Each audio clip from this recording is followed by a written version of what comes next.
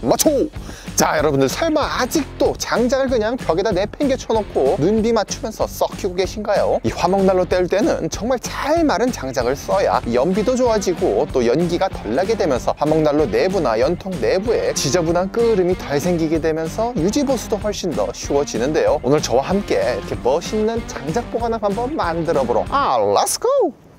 자, 일단 첫 번째로 각파이프를 이용해서 바닥 프레임을 만들어 줄 건데, 이때 중간중간 찾지 말라고 갈비살을 대줬고요. 풀용접할 때 나오는 흉가스는 제가 직접 만든 국소배기 장치로 시원하게 환기하면서 작업해줬습니다. 그 다음 이 장작 보관함의 수평을 편하게 조절하기 위해서 이렇게 각파이프에 구멍을 뚫어 놓고 발통을 용접으로 튼튼하게 고정시켜 주는데요. 이 작업을 프레임에 총 6개 박아줘가지고 안정적으로 지지할 수 있도록 만들어 줬습니다. 이렇게 해놓으면 이따 설치할 때 수평 잡기가 아주 수월하겠죠. 그 다음 바닥 프레임의 마지막으로 촘촘한 철망을 바닥에다가 튼튼하게 용접시켜 줘가지고 장작이 떨어지지 않도록 만들어줬습니다. 자, 내려봅시다. 짜짜짜짜 짜짜짜짜. 오케이, 이제 밑판은 다 됐으니까 옆에 위에 뒤에 비 안 맞도록 싹 벽을 쳐줄 건데 최대한 저렴하지만 예쁘게 한번 만들어 볼게요. 가보자. 오.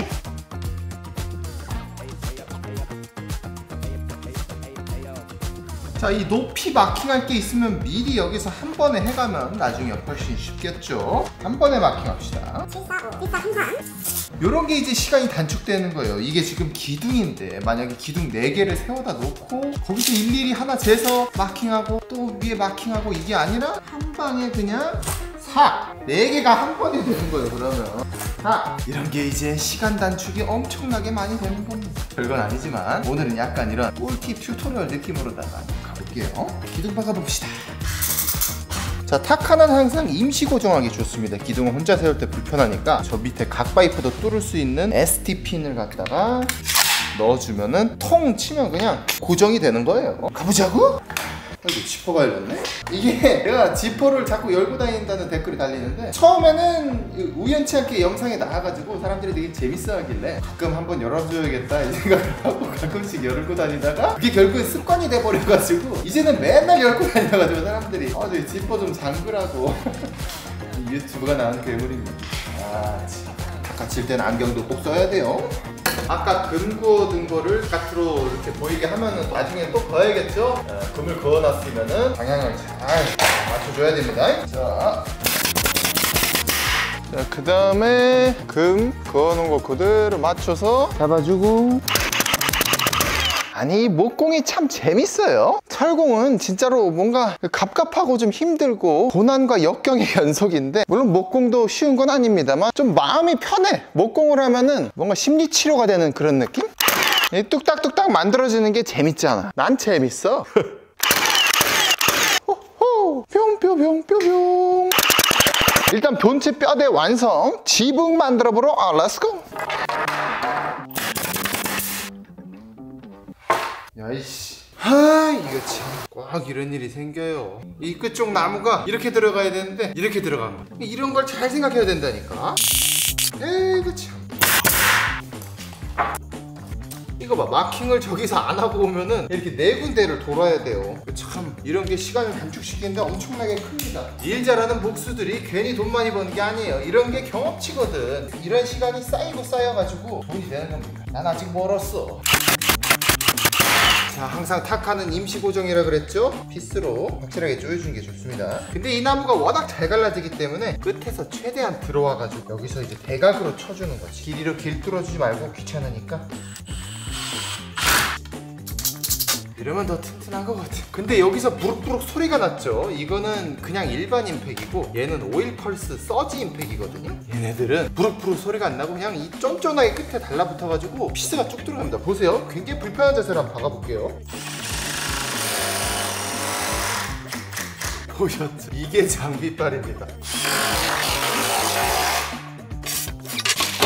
지난 영상에서 보여드렸던 요 캣피스 세트, 이렇게 브라켓이 있어가지고 렉산을 아주 제대로 잡아줍니다. 이 렉산 시공할 때는 첫 장을 잘 껴야 됩니다. 자, 이제 이 앞쪽을 맞췄으면 옆에 간격을 맞추면은 이 기본적인 틀에 이 직각도 어느 정도 잡아줄 수가 있는 겁니다. 그래서 지금 이렇게 밀리잖아요. 밀린 상태에서 이 뒤쪽 튀어나온 정도랑 이쪽 튀어나온 정도를 맞춰주면은 이게 직각이 잘 맞게 되는 거예요. 이 중간 부분은 전체를 박을 필요는 없으니까 지그재그로 박아줬습니다. 이 정도면 뭐 태풍 정도는 충분히 견딜 거예요. 그러면은 올려봅시다. 위치 잘 맞춰서 타카로. 그렇죠. 어깨바리. 참 쉽죠? 일을 참 잘해, 맞춤맨이. 자, 이게 너무 희마리가 없죠? 이렇게 끼우뚱 거려다가는 큰일 납니다. 이 칸마이가 없으면 나무를 쌓을 때 이렇게 쌓아야 되잖아. 근데 칸마이가 있으면은 요렇게 쌓을 수 있기 때문에 적재량도 훨씬 커질 겁니다. 이것도 보강되고. 보강해 보자고요, 그럼.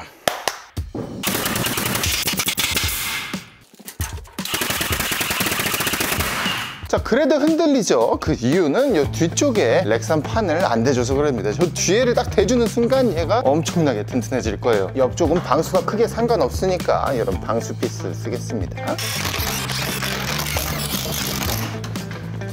예, 훨씬 낮았죠. 이제 뒤쪽은 잡힌 거고 앞쪽은 까치발 세워주도록 하겠습니다. 아 참, 근데 요 아래쪽에 아까 타카만 박아놨었죠. 거기는 좀 튼튼하게 피스를 체결해 줄 건데 여기서 내 꿀팁 들어갈게요. 자, 이렇게 목재 뒤에 철판이 있을 때 피스로 고정하고 싶다면 보통 이런 직결 피스를 사용을 할 겁니다. 끝에 드릴 길이가 달려가지고 박아주는 건데, 문제는 이게 이렇게 두꺼운 나무 박을 때 나무에 나사산이 나게 되면서 들어가다가 철판을 만나게 되면 그 순간 엄청난 부하가 걸리면서 피스가 부러지거나 이 앞에가 망가지는 경우가 있어요. 그럴 때 이제 사용할 수 있는 게 윙피스라는 겁니다.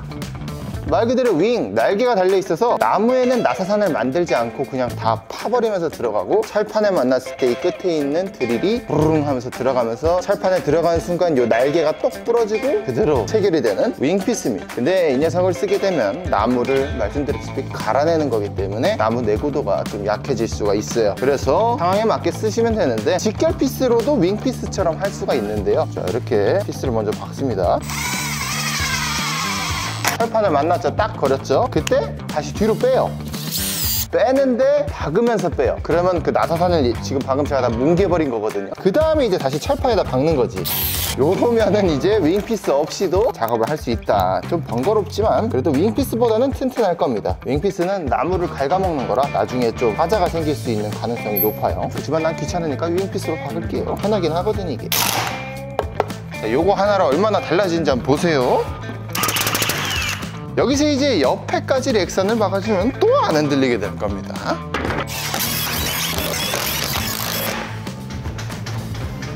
뒤쪽에도 달아줄게요. 흔들림이 생각보다 안 잡히네요. 다음 마지막 피스 보강. 오케이, 이 정도면 됐다. 밖에 나가서 도색 좀 해놓고 장작 깔끔하게 적재해 오겠습니다. 야, 진짜 순식간에 이런 거 만드는 거 너무 재밌지 않나요? 근데 조금 아쉬운 거는 돈 좀 더 들여가지고 그냥 방부목 쓸걸. 얼마 차이도 안 나는데 굳이 저렴한 걸로 해보겠다고 했더니만 아무래도 이게 약하긴 약합니다. 근데 뭐 이 상태로도 사실 한 6, 7년은 최소한 쓸 거기 때문에 doesn't matter, 상관없습니다. 밖으로 나가보죠. 와우! 이게 바닥이 워낙 수평이 울퉁불퉁해가지고 잘 맞춰서 수평만 잡아볼게요. 자, 이렇게 해서 높이가 다 맞춰졌으니까 도색을 하려고 그랬는데 미치겠네. 이 렉산을 옆에다 대버려가지고 이거를 다 풀지 않으면은 도색을 했을 때 모양이 좀 이상하게 튈 것 같더라고요. 그래서 그냥 귀찮아가지고 도색을 건너뛰겠습니다. 또 이게 또 테스트예요. 이 2x 각재가 밖에서 비를 맞고 눈 맞고 얼어다 녹았다 해서 몇 년 정도 버틸 수 있는지 제가 한번 테스트 해볼 테니까 망가질 때 한번 영상을 또 올려보도록 하겠습니다.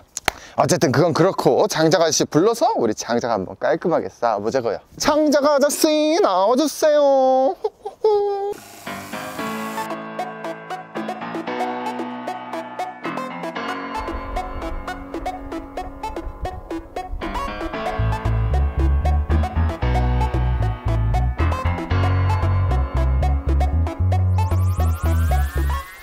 자, 어쨌든 이렇게 해서 아주 아늑한 장작 보관함을 멋있게 만들어 봤는데요. 지금 보니까 장작이 웜에 세상에 무거워.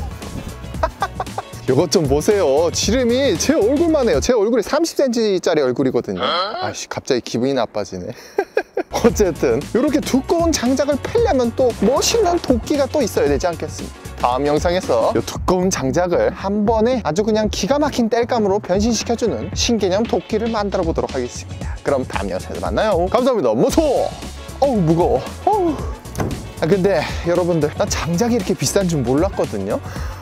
이 장작이 지금 40만 원어치입니다. 이루베. 이 뭐 차라리 그냥 히터 뗄걸 갑자기 웬 난로를 만든다 그래가지고 기분이 썩 좋지는 않아요. 이거 뭐 그래도 2개월은 쓰도록 아껴 써보겠습니다. 뒷선에서 뭐 좀 나뭇가지도 좀 주워오고 그래야 되겠어요. 아니 근데 제가 이 장작을 40만 원어치를 사고 나니까 와매 이 난방비가 장난 아니라는 생각이 들면서 차 타고 돌아다니는데 온통 나무밖에 안 보여. 저 팔레트 버리는 건가? 이러면서 팔레트 막 주워오고 뒷산 가서 나무를 해야 되나 막 이런 생각까지 들 정도로 난방비가 상당합니다.